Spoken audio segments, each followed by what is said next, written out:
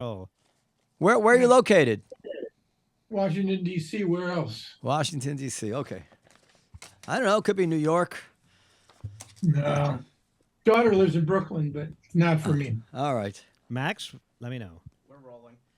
This This is serious. This is Sirius XM audio, or are we doing video? What is this both? Both. It's on the radio, and then we're also going to release it as like a podcast on video. Got it. Okay. I'll do a brief introduction.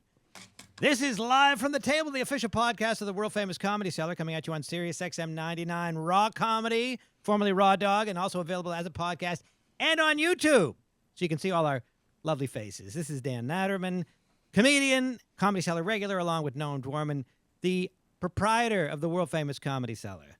And Periel Aschenbrand is with us. She's our producer and an on-air personality as well. We have with us, via the miracle of teleconferencing, Aaron David Miller, Senior Fellow at the Carnegie Endowment for International Peace and former State Department Middle East analyst.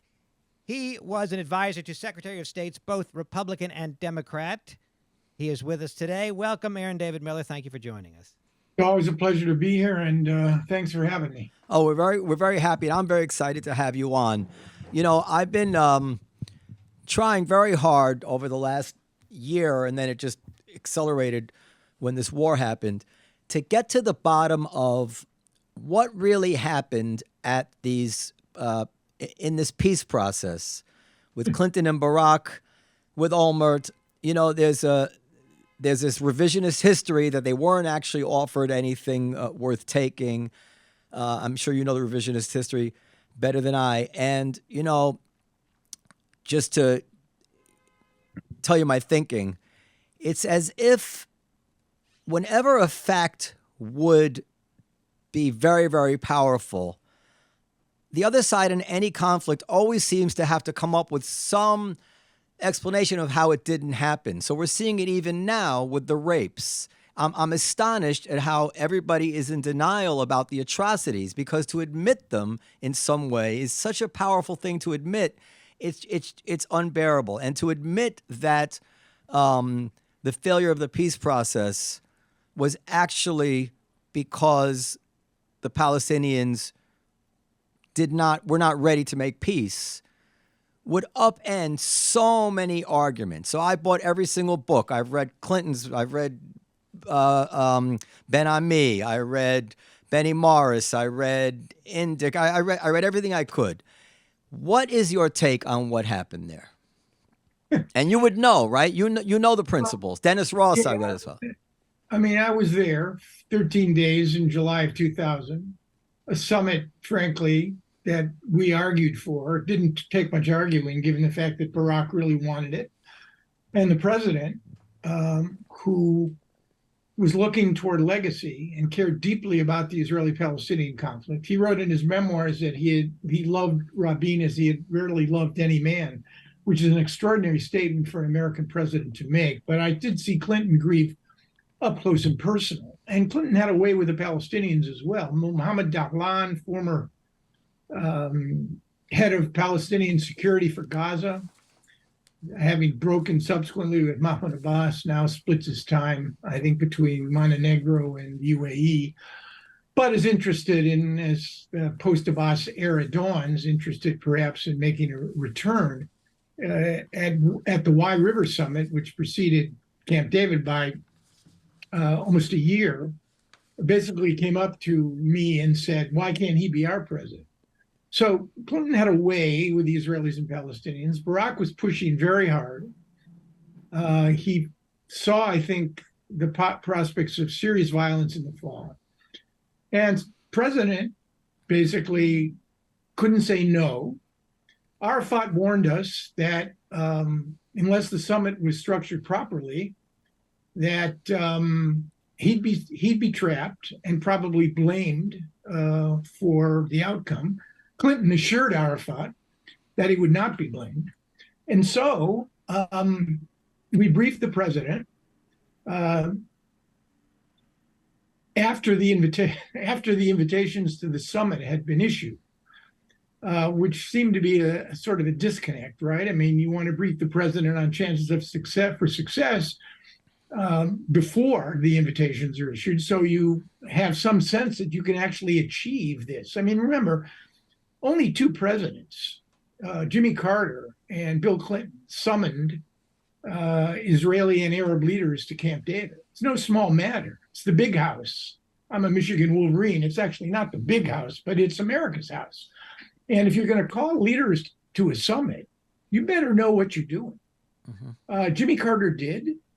He was dealing with two very strong leaders, Anwar Sadat and Menachem Begin.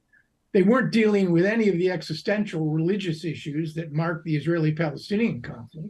And there was no Jerusalem in the Israeli-Egyptian negotiation. In fact, there was little proximity. And that's the real problem with Israelis and Palestinians. They're living right on top of each other, and their lives are inextricably linked together. I think it was Mark Twain who said that proximity breeds contempt and children. So Carter succeeded at the first Camp David in September 78. And 7 months later, he risked a trip to the Middle East in February of 79. And by March, he brought the two leaders together for a signing ceremony in White House lawn. Clinton had a much, much, much harder task. By the time Barak came to Camp David, his government was shaky.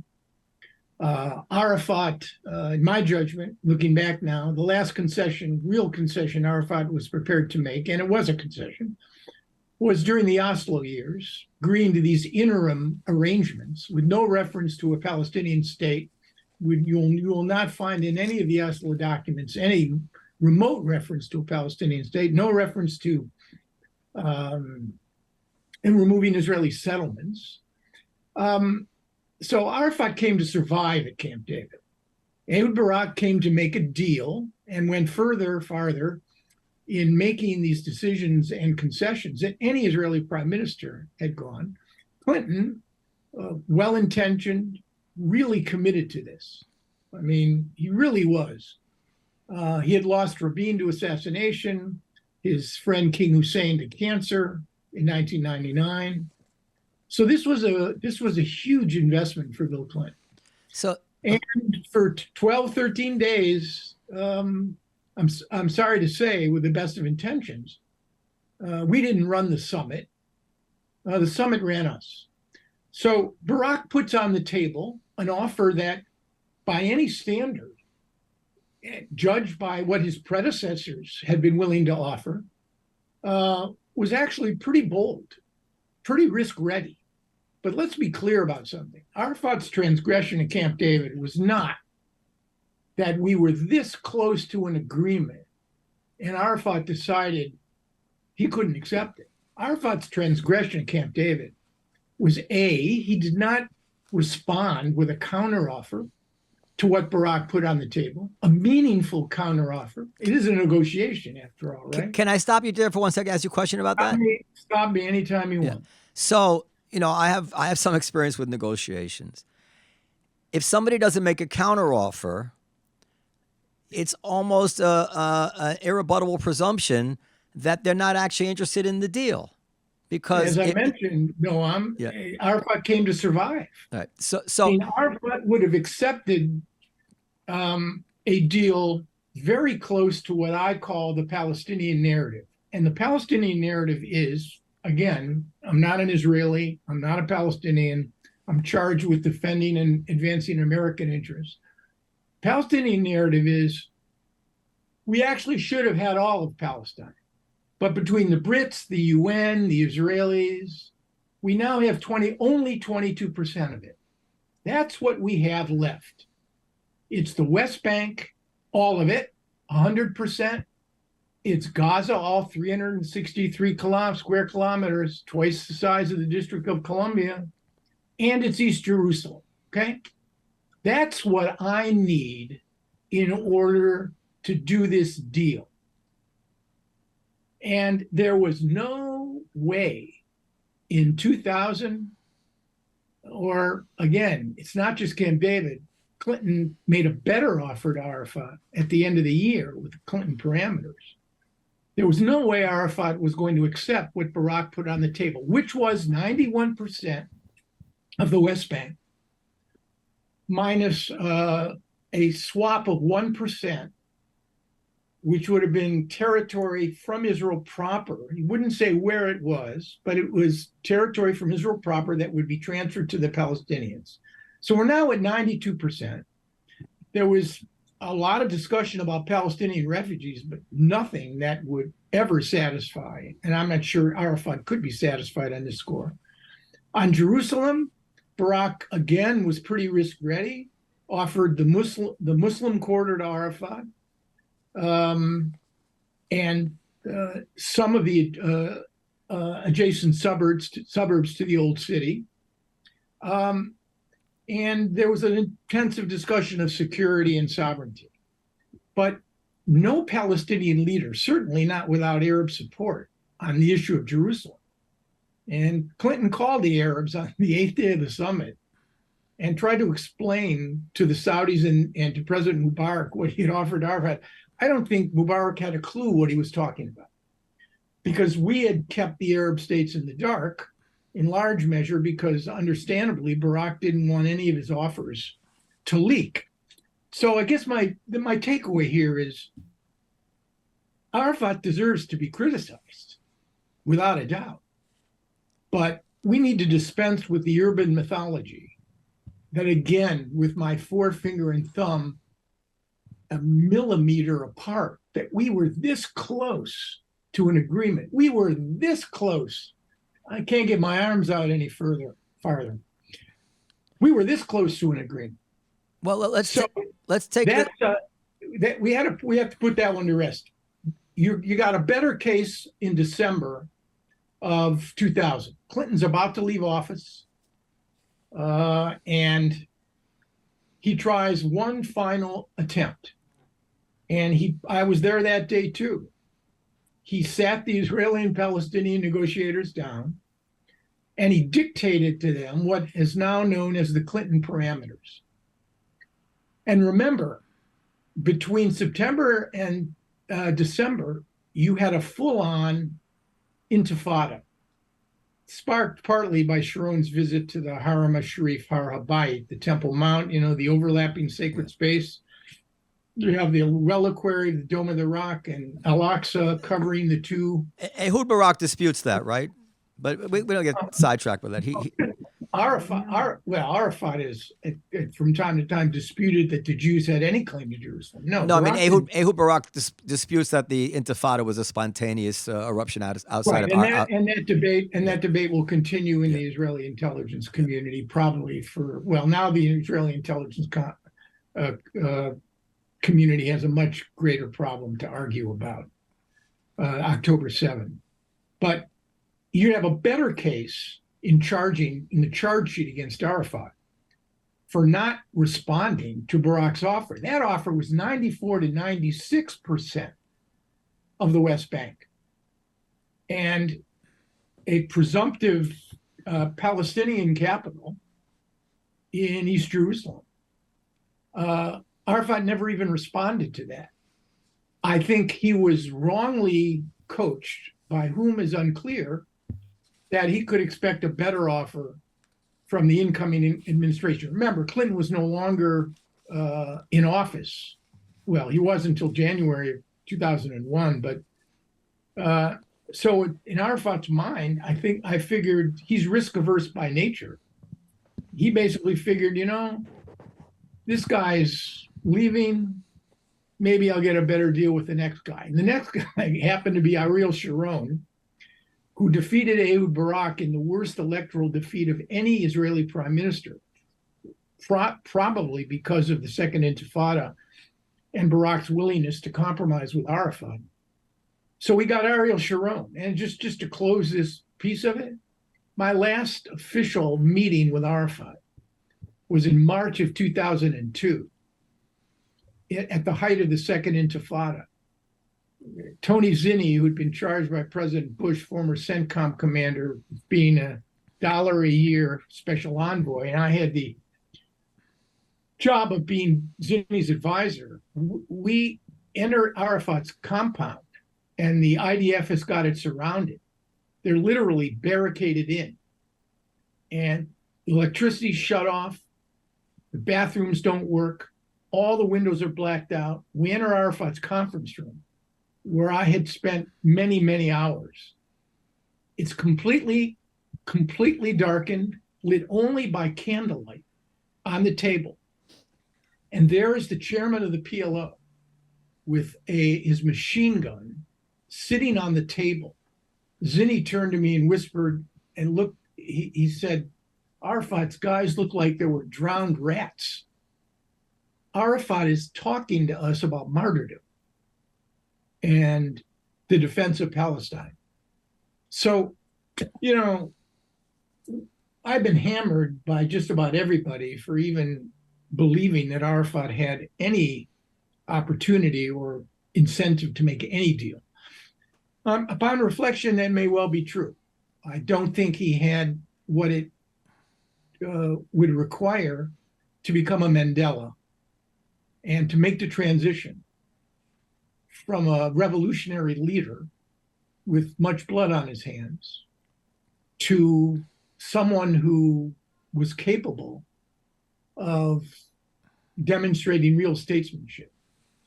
And I think that at Arafat's death, the situation, of course, got worse. Had Arafat lived, Hamas would not be in control of Gaza today. That I can assure you. But as a peacemaker, as a guy who was willing to make big concessions, lead his people, that was not him.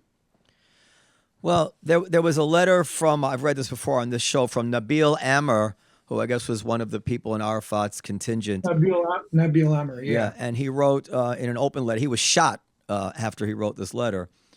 Were we honest about what we did? Were we right in what we did? No, we were not. Did we jump for joy over the failure of Camp David? Didn't we throw mud at the picture of President Clinton, who dared to submit a proposal for a state with some modifications? How many times were we asked to do something that we could do, but we did not do it? We have committed a serious mistake against our people, authority, and the dream of the establishment of our state. Do you think that's a legitimate take from somebody who was inside? I mean, I think, again, the problem with Palestinian leadership, aside from the fact that it's divided, dysfunctional, Palestinian national movement. When was that? When did Nabil Amr write that? Do you have a date? I'm guessing like 2003 or something like that. I don't have the date. That's still probably in the middle of the Intifada. Look, there's been very little introspection, very few long looks in the mirror when it comes to what Palestinians didn't do. I mean, I know Israelis who sound more like Palestinians than they do Israelis. I know Israelis who are far more critical of their own government than they have been of Palestinians. So you do not have, Nabil Amr obviously was an exception. I mean, to write that, to say that publicly requires an extraordinary degree of courage. Yes. But, you know, Noam, as you know, the Israeli-Palestinian conflict is not just one hand clapping, right? I mean, the mutual needs and requirements of both sides need to be met.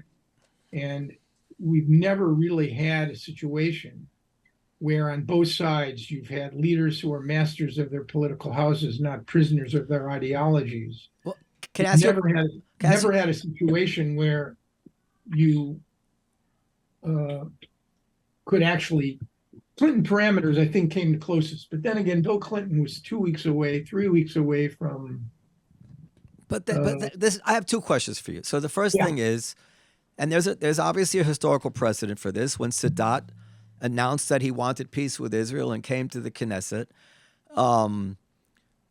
If any Palestinian leader in his heart of hearts said, you know what, I've had enough of this, I want to make peace with Israel, why could he not make a speech and say, listen, in 2007, your prime minister, Ehud Olmert, offered us very close to a deal. Whatever happened, happened, but I'd like to come to Israel and I'd like to revisit that, and I want to sit down and I want to make a deal so our children no longer die. my take on the Israeli public is that it would certainly swing to the left more than enough to have a leader who was ready to receive that. And but they don't do that. And people talk and talk and talk. And I think that fundamental truth is, well, if you wanted it and you were ready to do it, just like Sadat did, your leader would get up and say so. I just saw a speech from 2002 where Lapid at the UN said, I believe in a two-state solution. We want to sit down with you, Palestinians. All we ask in return is to stop the rockets, and together we will chart out a future for our children. You know, very beautiful words. Yeah, Rabin said it at the Oslo signing. But this was just a year and a half ago, and not 2002. I mean, Lapid was prime minister in 2021, right? That's what 2022. This was 22. First part of 20. But I'm saying there was no response. There was nobody picked up the phone. Right now, it's almost inconceivable. Well, forget October 7th. We can talk about that in a minute. But even before October 7th, chances for the emergence of a Mandela, because that's what you need, strike me as just incredibly remote. Legitimacy in Palestinian society is derived from the struggle. And that's a cruel testament to the reality of Palestinian politics. Nor do I think if the most left-wing prime minister became prime minister, there would be no way that anyone would agree to what we had talked about during the 90s. Because the Israeli-Palestinian relationship has been hammered and traumatized, and Israelis are in no mood for making these sorts of historic decisions. Who could blame them? Can I make a distinction and see if you agree with it? Yeah. The Palestinians, as you said, they're defined by the struggle. So the reason they wouldn't do it is that psychological challenge. In Israel, Israel, it would, to my mind, it would be such severe distrust. It's not that they wouldn't want it. If God came down and said, listen, if they make a deal with you, I promise they'll keep it. Of course the Israelis would take the deal. They don't want this nonsense anymore. It's just that they don't feel they can trust it. And let me ask you my next question, and then you can comment on all of it. I think a lot lately about the concept of critical mass. In a democracy, 51% is critical mass, and if the government makes a deal, then the rest of the nation, the other 49%, will go along with it, whether they like it or not. That's the way it works. Israel's dealing with an entity that if 5% aren't ready to go along with it, that may be enough to upend the whole deal. They may sign a deal, and then that 5% starts shooting up the place and kills somebody and rips up the piece of paper, and then the rockets start coming from the new Palestinian state, just like they were coming from Gaza. And I don't know how Israel can ever get past that notion that they're not dealing with, as I said, that they don't know what critical mass is. You know, well, right. And that raises the whole question of why Egypt and Israel managed, despite bloody wars, to essentially come to terms. You had two strong leaders, very strong leaders, who were masters of their politics, not prisoners of their politics or their ideology. Sadat paid with his life, as you know. So did Rabin for these decisions. But you're talking about two states behind borders. In the Israeli-Palestinian question, you have a state, an established state, and a non-state actor. And that non-state actor, the Palestinian National Movement, looks like Noah's Ark. There are two of everything. Two constitutions, two sets of security services, two sets of patrons, two visions between Hamasistan on one hand and the 40% of the West Bank that Mahmoud Abbas controls, Fatah, on the other, of where Palestine is and what it should be. So let me express your view in another way. If the Israelis are ever going to get into a negotiation, they need a Palestinian partner that has one gun, one authority, and one negotiating position. I'll say it again. One gun, one authority, and one negotiating position. The mark of statehood, one of the marks of statehood, of responsible statehood, or even authoritarian, non-democratic states, is the monopoly over the forces of violence within their society. That's right. Palestinian national movement has never, well, under Arafat they had it, but there were still, as we saw throughout the entire Oslo process, Hamas and Palestine Islamic Jihad and the Al-Aqsa brigades, which are offshoots of Fatah, could undertake terrorist activities without being controlled, let alone repressed by the governing Palestinian Authority. So we are dreaming here. It's magical thinking. Even before October 7. And after October 7, it's even worse. You want a two-state solution, which I would argue is still the least worst solution to this conflict. Of course. Because separation through negotiations. These peoples cannot live under the same roof and live happily ever after. They cannot. But you want a serious negotiation between the state of Israel and a Palestinian national movement? Then the Palestinian national movement must have a monopoly over the forces of violence within its society. I'm not talking about the lone gunman now. We have that problem here. We don't have a total monopoly over the forces of violence within American society. But we also don't have, hopefully we won't have, groups setting up their own entities. Like Mexico, like cartels in Mexico. With another constitution and irredentist ambitions to take over the other state, the Palestinian part of the state, not the Israeli part. So, I mean, it's fine to talk about peacemaking. I mean, and I do it all the time because I have two grown children and I can't say never to them. I don't have that right. I occupy a small space on the planet for a very short period of time. And I'm not going to tell an Israeli or a Palestinian, frankly, you'll never have peace with one another. That's ethically and morally unconscionable for me. But I refuse to get involved in discussions which seriously try to debate the possibilities of an Israeli-Palestinian conflict ending agreement without acknowledging the hard realities. I lived under the illusions when I was working, because there really was empirical evidence to suggest that Arabs and Israelis, and even Israelis and Palestinians, could actually come together.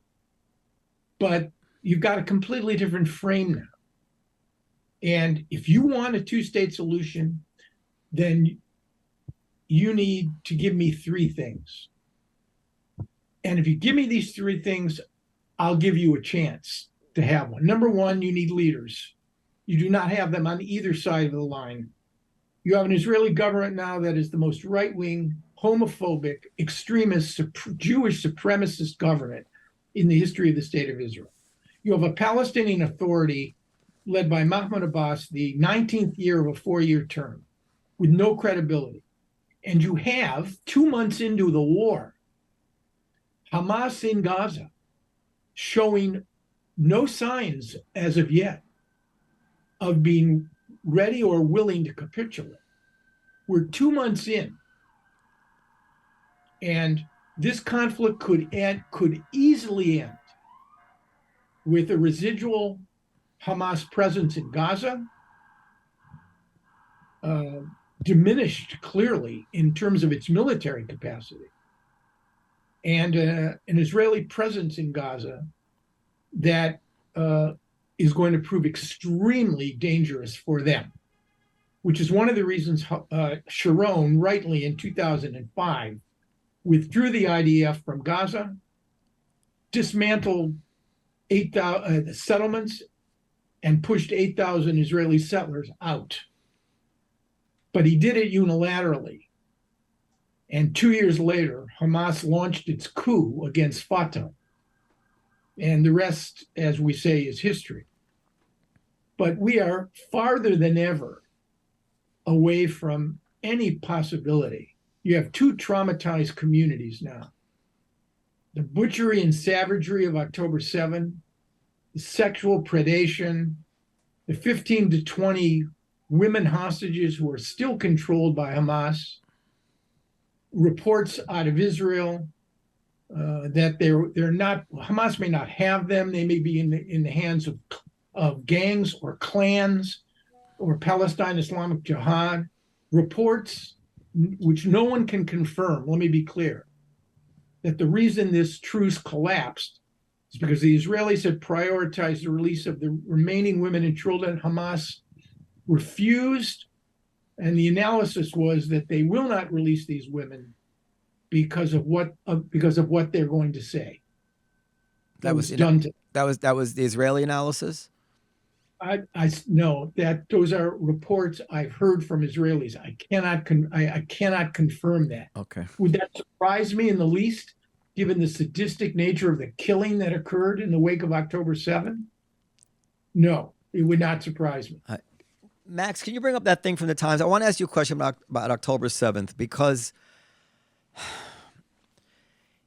this issue of civilian life is obviously very painful to look at. And yet it seems to me that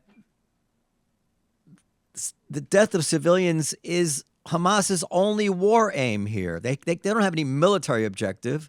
They can't take any Israeli territory. They're sending these rockets in not with the hopes of accomplishing something. So there was this interview in the Times with Taher El Nunu. I don't know how to pronounce that name properly. He says, I hope that the state of war with Israel will become permanent on all the borders and the Arab world will stand with us. And the Times says, Israeli airstrikes have reduced Palestinian neighborhoods to expanses of rubble while doctors treat screaming children in darkened hospitals with no anesthesia. Across the Middle East, fear has spread over the possible outbreak of a broader regional war. But in the bloody arithmetic of Hamas's leaders, the carnage is not the regrettable outcome of some big miscalculation. Quite the opposite, they say. It is the necessary cost of a great accomplishment, the shattering of the status quo and the opening of a new, more volatile chapter in their fight against Israel. You can take it down, Max. So, Max, you can take that down now. If that's their aim, what nation can fight another country that wants its own people to die more than the nation they're fighting? And how can they contain civilian casualties?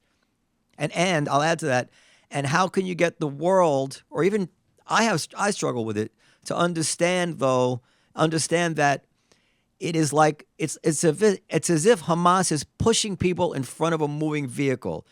And even if the driver is drunk, even if you want to say that the Israelis are reckless, you're still pushing these people in front of a moving car because you want them to die, meaning you're killing them. Yes, you're provoking Israel. Yes, Israel's invading. Yes, Israel is doing a military action. But Hamas, you don't have a single ounce of civil defense infrastructure. I'm so naive about this. Like, why can't they go to the beach? Why can't you just put everybody on the beach? Why is everybody getting killed? Sorry. It can't be a surprise to you. I mean, this was not the taking of territory. This was the taking of blood. It's part of the mukawama, the resistance. Hamas's objective was to subject Israeli soldiers and civilians to a degree of pain and degradation and humiliation and torture, unprecedented in any of the Israeli-Palestinian conflicts on the scale that we watched unfold in the wake of October 7th. The bloodiest day for Jews, Hamas now holds the record. The bloodiest single day for Jews since the end of the Nazi Holocaust. That was the objective. Yeah. To provoke, to radicalize, in that, and to traumatize, and to draw Israel in, perhaps, to an urban environment where humans per square mile range anywhere from 20 to 30, 40,000 in a densely populated area where Hamas's military assets are embedded in and around civilian structures and civilian populations. You look at the narrative in the wake of October 7th, almost everything that Hamas has wanted, even at the expense of perhaps the demolition of their military capacity, is coming around. Mm-hmm. The world, you just look at the storyline.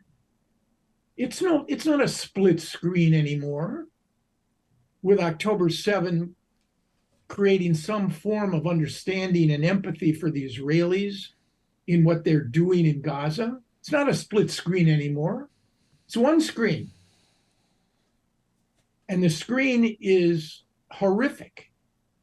Even if you don't believe Hamas-controlled Palestinian Ministry of Health, and by the way, they're tabulating combatants as well as civilians. Right. The toll is anywhere from 15 to 16,000, a quarter women and children, more probably, in large part because it is magical thinking to believe, and this brings you to a sort of a head-exploding point. It is magical thinking to believe that Israel can accomplish its goals, the eradication of Hamas's military structure, above ground and below ground, and the elimination of its senior leaders, particularly Yahya Sinwar and Mohammed Deif, the two architects of the October 7th terror surge, without jeopardizing, endangering the lives of, ending the lives of thousands of Palestinians. It is magical thinking that there is a way to square that circle. You could try to change the ordinance. The Israelis were dropping 1,000, 2,000 pound bombs. The administration has tried to get them to understand you can use less powerful ordnance. You could try targeted strikes, which I think is what the plan is for the Southern campaign. But to do what they want to do will take months. And you got two clocks that I'm operating here. You got Israel's operational clock, which is in months, and you have the world's, the administration's clock, which is in weeks. Joe Biden has been unbelievably supportive, basically because of who he is and because of the butchery of October 7th. But my concern is these clocks are getting increasingly out of sync. Mm-hmm. And I mean, I watch, I do a lot of TV and a lot of interviews, particularly with European outlets, even though CNN and MSNBC, in interviewing the hostages, have really brought the terror and savagery and brutality of what those people experienced to light. You go beyond mainstream media, and which is not where 18 to 30-some-year-olds are getting their news from. And you see public opinion in that age group. It's already turned. 67%, I saw a recent poll, 18 to 39-year-olds are against what the Israelis are doing. Joe Biden, I mean, we're a year out from the most what may be the most consequential election in American history, and that's saying a lot, given what this country's been through. But the presumptive Republican nominee could win, and in a close election, a divided Democratic Party with people complaining that the president's too old, his messaging is wrong, he's not in touch with young people, the economy's bad, and now presiding over this, what many people wrongly describe as genocide of the Palestinians. I mean, if this is still going on in April and May, it's going to affect the election. Mm-hmm. So I mean, this is where I come to a point where I just can't answer. I can't come to grips with the issue, because if a ceasefire is declared today or tomorrow, which would stop the killing of innocent Palestinians, humanitarian situation would improve. But Hamas will still be there negotiating. They have 100 plus hostages. And this time the ratio isn't going to be 3-1. It'll be 100-1. And the pressure from the hostage families in Israel, the ones who have not been redeemed, will continue to grow.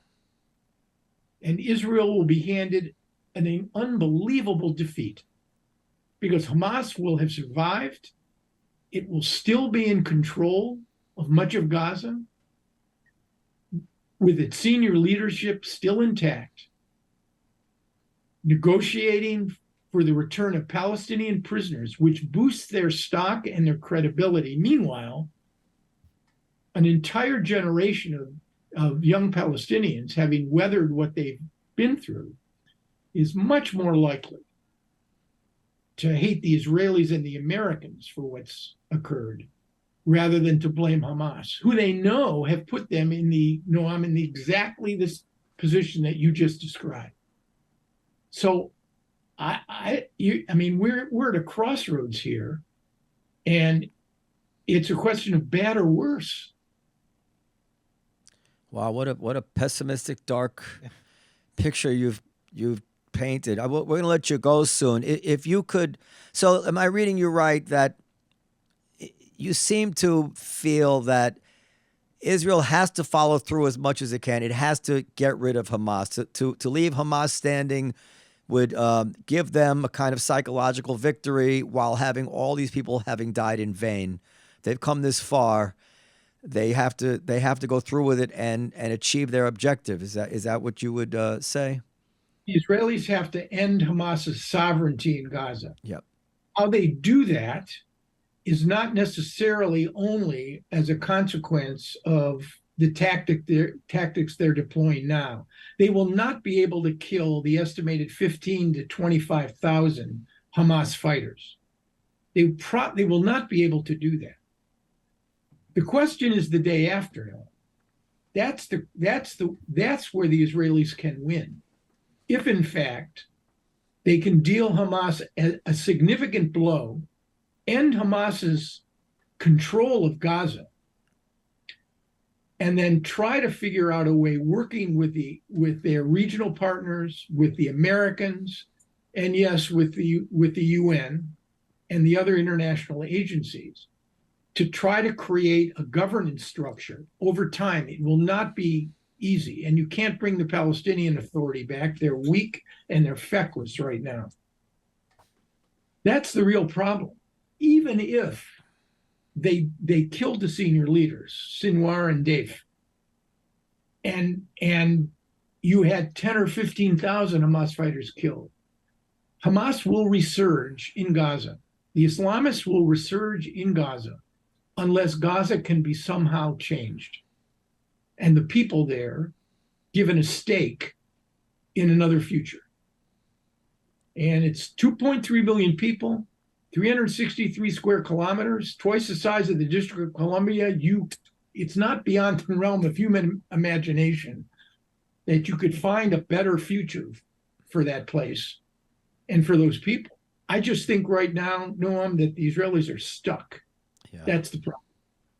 It's such a tragedy. You know, I know a lot of Arabic people, Palestinian people in New York, and it's funny how, and they're very pro-Palestinian, but it's funny how when just the geography changes, you're in America, you get along, you're friendly, you can even argue politics. It all melts away, you know.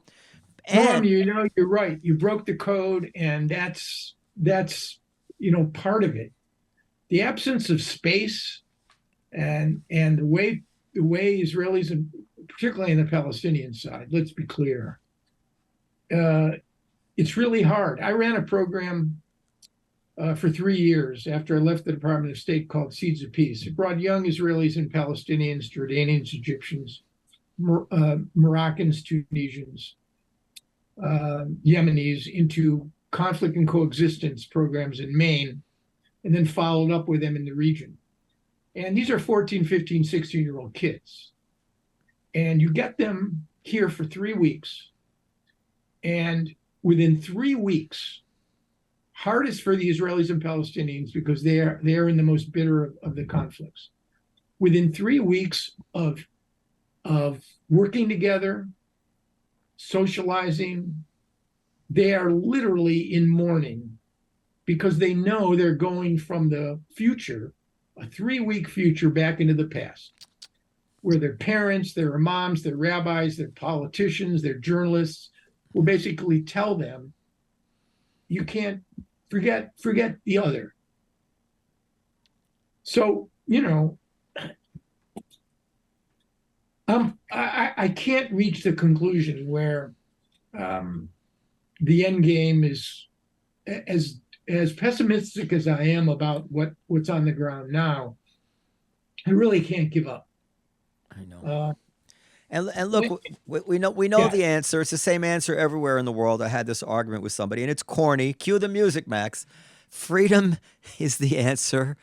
The Palestinian people come here, or any people from all over the world come here, and in one generation, they have money and they're living fulfilling lives, and then their next generation, their children are doctors, and Israel is an example of that too. And if only somehow, as you say, these people would be given a chance with a system that would allow them freedom to make lives for themselves.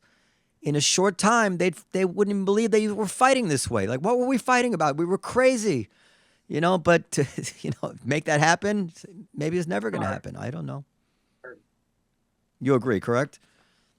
I do. Yeah. All right, sir. Okay. Well, it's been a pleasure to have you on. If there's anything else you want to say, please be our guest. I just don't want to, I think we're all set. Thanks, you're patient with your guests, and your listeners are lucky to have you. Well, that's very nice of you. Now, you say your daughter lives in Brooklyn. If you ever do get to Brooklyn and you want to come to see a show at the Comedy Cellar, we'd be very happy to treat you and your family. That'd be great. In fact, I'll plug, my daughter's an author, but her first book was called Inheriting the Holy Land. Best single volume to introduce young people to the Israeli-Palestinian conflict. Her name's Jennifer Miller. I'm going to get it for my son. Inheriting the Holy Land, One American Search for Hope in the Middle East. Oh, that's fantastic. It's a terrific book. Really is. Tell your daughter, please, to get in touch with us. She wants to come to Comedy Cellar. You may have never heard of it, but it's a pretty famous comedy club. I'm sure she'd have a great time. All right. Be great. Noam, thanks for having me. And thank you. Thank you, sir. Happy New Year. Happy New Year. Thank you. Merry Christmas. Bye. Yeah, happy Hanukkah. Take care. That's it.